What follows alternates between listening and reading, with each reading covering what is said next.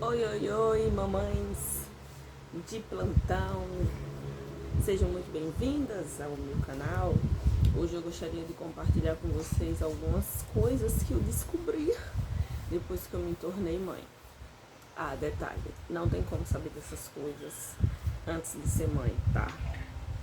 É impossível, com base na minha experiência, é impossível você saber o que é ser mãe se você não é mãe.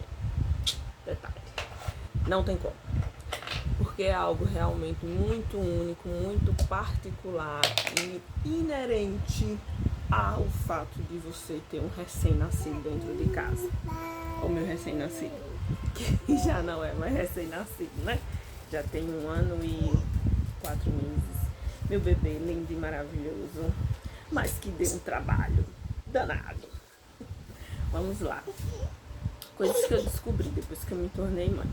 Primeiro, é mais importante o seu filho do que os seus próprios cuidados. Então, por exemplo, a gente realmente acaba se anulando. Vaidade, hidratar o cabelo, por exemplo, se é que a gente pode chamar isso de vaidade, né? Hidratar o cabelo, ajeitar a sobrancelha, fazer a unha, passar uma maquiagem, essas coisas elas se tornam meio supérfluas, dada a urgência e a necessidade de cuidar de um recém-nascido. Então, por exemplo, eu optei em não cortar o meu cabelo.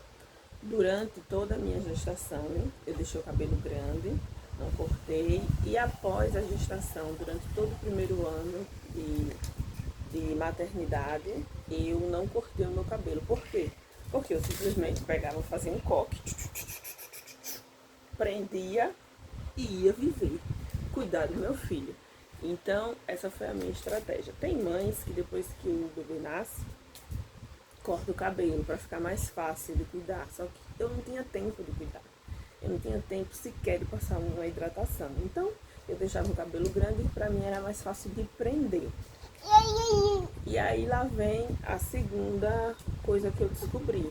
Cabelo solto com recém-nascido, que já não é mais um recém-nascido. O que foi, mamãe? Então, como eu ia dizendo, cabelo solto com recém-nascido não combina de forma alguma, porque a criança, com o passar do tempo, eu acho que coisa de 2 meses, 3 meses, ela já tá mais durinha e aí ela começa a tocar você. Então ela toca no seu rosto, ela toca nos seus cabelos, e aí não dá para você manter o cabelo solto com um bebê em casa. Você tem que estar com o cabelo sempre preso. Então, uma das coisas que me fez não cortar o cabelo durante todo esse tempo era justamente isso. Eu só vivia com ele preso. Então, não tinha muita necessidade de urgência de cortar, até porque ele estava todo estragado. Uma outra questão que eu descobri depois que eu me tornei mãe foi a falta de liberdade. É, eu, eu continuei tendo as mesmas, como é que eu posso dizer para vocês, as mesmas necessidades de sair, de trabalhar, de fazer coisas fora, mas como eu não tinha uma rede de apoio, eu nunca tive rede de apoio, né, sequer, tipo assim, às vezes você fala assim, não tenho rede de apoio, mas a sua mãe foi lá te ajudar, a sua irmã foi lá te ajudar. Comigo não teve nada disso. Né? Na época que o meu filho nasceu, a minha mãe estava em São Paulo, ela não pôde vir. Quando ela chegou, o meu filho já tinha 2 meses. Além disso, ela sempre foi uma pessoa assim, muito doente e tal, sempre teve muitas complicações, dores crônicas, e eu nunca pedi. Então, assim, realmente eu tive que levar sozinha, só eu e o meu esposo, e eu acho que por isso que foi tão difícil e tão pesado. Então hoje eu costumo dizer que eu faço as coisas não quando eu posso. Mito. Eu faço as coisas não quando eu quero, e sim quando eu posso. Isso é muito real, porque às vezes eu tenho necessidade de fazer determinada coisa naquele momento, mas eu não tenho com quem deixar o meu filho, então eu simplesmente não faço. Eu deixo para depois, ou eu peço para o meu esposo fazer, o que isso é muito ruim, porque assim, Pra mim, sair de casa, resolver coisas fora, sabe, estar em contato com outras pessoas, é questão de saúde mental. Então, quando eu fico muito em casa, sem sair, só cuidando do meu filho, cuidando da casa, cuidando do meu filho, resolvendo tudo, delegando tudo, ou fazendo tudo à distância, isso me faz mal, muito mal. Então, às vezes, assim, vou até, sei lá, pra esquina, qualquer lugar eu preciso sair, pra pracinha, mesmo que seja com o meu filho, eu preciso sair pra, sabe, dar uma respirada. Porque também não é bom você ficar em casa o tempo todo. Isso acaba estressando mais a mãe. E muito ruim, não é bom. Então o segundo ponto é, você perde não só, sabe, os cuidados mínimos que você tinha com a sua aparência, com os cuidados de limpeza mesmo com você deixa isso um pouco de lado, como também você perde a sua liberdade. Eu não falo assim, você ter com quem deixar o seu filho para ir pra festa, porque isso para mim já nem existe mais. Lógico que eu vou passar o resto de minha vida sem nunca sair para uma festa mais, sem sair para viver, para um lazer. Não, né? Sou jovem, preciso disso. Mas desde que eu engravidei, ou seja, já vai fazer 3 anos, né? Porque foi um ano grávida, entre aspas, né? São 9 meses, mas enfim. Depois a criança nasce e tal. Então foi um ano, o ano da gestação, depois o ano que Valentim nasceu e agora a gente já está caminhando para o 3º ano, né? Ele tem 1 ano e 4 meses. Então eu não sei o que é festa, mas beleza. Aí tudo bem, mas assim, você sair para trabalhar, para fazer coisas é importante. Isso aí também dificulta bastante, entendeu? E aí, às vezes a pessoa fica, ai meu Deus, isso não é vida, Senhor, não tenho liberdade de sair para resolver tal coisa. Isso é muito estressante. Então, às vezes a pessoa tem que virar o cabeção e sair mesmo com a criança, se distrair, sabe? Para não enlouquecer, porque como eu falei, é questão de saúde mental para mim. Esse é o segundo ponto, a questão da liberdade. A terceira coisa, à medida que a criança vai crescendo, que vai ganhando mais autonomia, vai desenvolvendo a questão motora, o que vai acontecendo em sua casa? Vai começando a se transformar. Então, é normal, bagunça. E isso vai acontecer demais. Eu gosto muito das coisas muito organizadas, tudo no seu devido lugar. Eu até, sabe, eu não sou essa pessoa extremamente organizada, de querer, sabe, as coisas assim, milimetricamente, mas eu não gosto de bagunça, falar a verdade. Eu gosto de deixar as coisas assim, minimamente arrumadas. Só que depois que eu tive filho, meu bebê cresceu, é impossível isso, gente. Às vezes, até eu pego alguma coisa assim, tipo como esses pregadores que eu mostrei agora, e simplesmente dou para ele ir brincando, só para ele, sabe, se entreter um pouquinho e eu poder fazer alguma coisa. E aí lá vem a quarta situação que eu descobri depois que eu me tornei mãe. Nos 6 primeiros meses de vida da criança, você não vai ter tempo para nada. Olha, eu posso arriscar e falar para vocês que você não vai ter tempo nem de escovar os dentes. A depender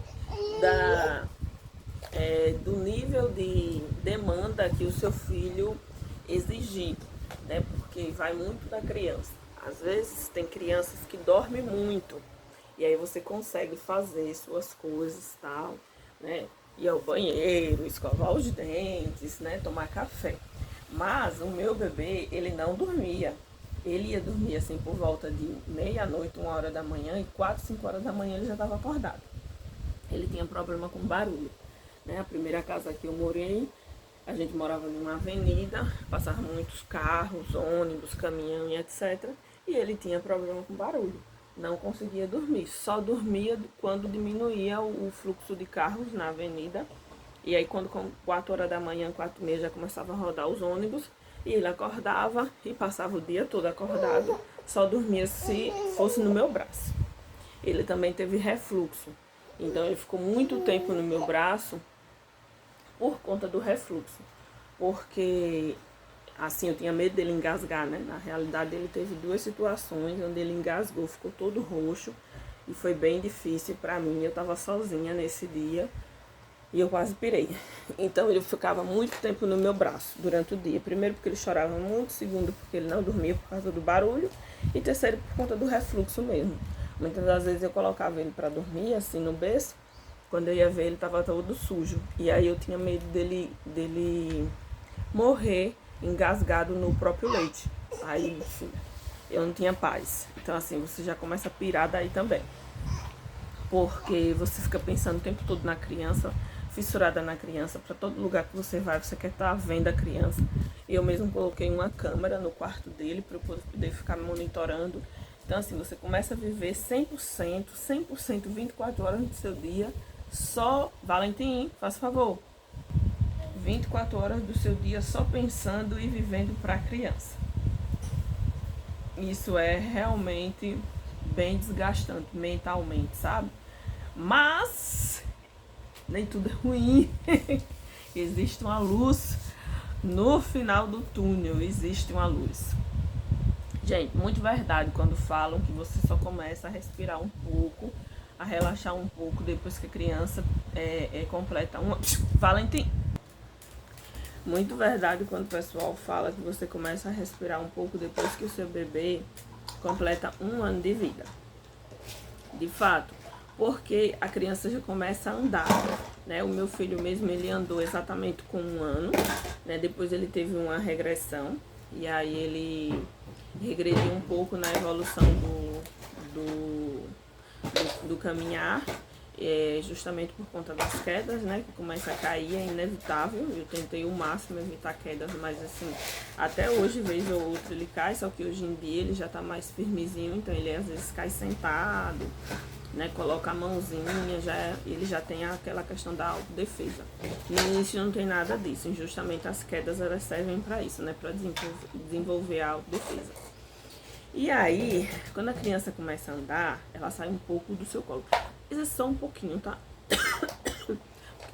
Desculpa, porque para todo lugar que você vai, o seu filho vai atrás. Não tem jeito. Ele, sabe, na hora que você tá tomando café, ele quer estar no seu colo. E você vai tomar banho, ele quer tomar banho com você. É um grude só. Olha só, quando faz 1 ano, começa a andar, eu não sei se eles se sentem mais inseguros por não estar tanto no nosso colo como antes. E aí eles querem isso, né, ainda pra eles. E eu acho que eles ficam assim, mais grudados. Às vezes eu sinto dificuldade de andar aqui dentro da minha casa. Porque ele tá sempre segurando aqui no meu short, na minha roupa, seja o que for, ele tá sempre segurando em mim.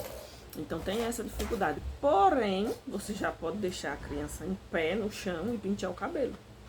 Coisa que antes é difícil você pentear o cabelo. Muito difícil. Mais difícil do que escovar os dentes. Porque escovar os dentes é rapidinho, você faz isso até com a criança no colo, né? Mas pentear o cabelo já é, né? Porque o meu cabelo mesmo que é cacheado, às vezes, né? Demanda mais tempo e aí é difícil.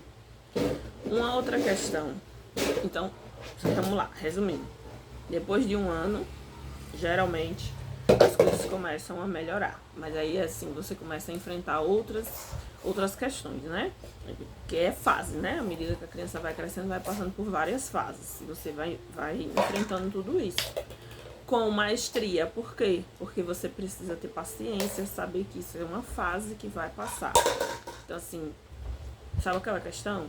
Muita paciência você precisa ter. Muita paciência. Muita. Pra não surtar. Só que tudo isso é tranquilo porque você tem um filho. No meu caso, eu tenho um filho. Eu acho que fico imaginando quem tem 2, 3. Nossa, deve ser terrível. É terrível no sentido dos cuidados, né? Não de ter os filhos, lógico. Os filhos são bênçãos, né? Meu sonho era ser mãe de 3, mas eu acho que eu vou parar aqui. Mas assim, eu digo assim, demanda muito esforço. Uma outra questão que eu descobri também, depois que eu me tornei mãe, o que foi, meu amor? Unhas. Ó, minhas unhas, elas são todas irregulares porque eu não tenho tempo de fazer, mas eu tento mantê-las cortadas. Por quê? Porque não dá pra você ter unha grande, filha, com um recém-nascido. Você pode cortar o bichinho na hora de segurar, na hora de pegar. Às vezes uma mão, um dedo que vai errado na criança e vai no olho e não sei o que. Não. Então, não combina unha grande com bebê recém-nascido em casa. Não rola, tem que cortar. É necessário. Então, eu passei praticamente um ano inteirinho com as unhas sempre cortadinhas, porque eu tinha muito medo de cortar ele, né, de furar ele com as minhas unhas, porque é uma pele muito sensível, muito frágil. E até hoje eu tento manter. Às vezes eu dou uma relaxada, né, porque ele já tá maiorzinho e tal, mas eu tento manter as unhas sempre muito cortadas. Aí também não adianta você ajeitar a unha, só precisa cortar mesmo e tá tudo certo. Deixa eu ver o que mais. São tantas coisas, gente, que às vezes a pessoa esquece, mas são muitas coisas mesmo. Rotina. Quando você tem filho, a sua rotina muda totalmente. Antes era assim.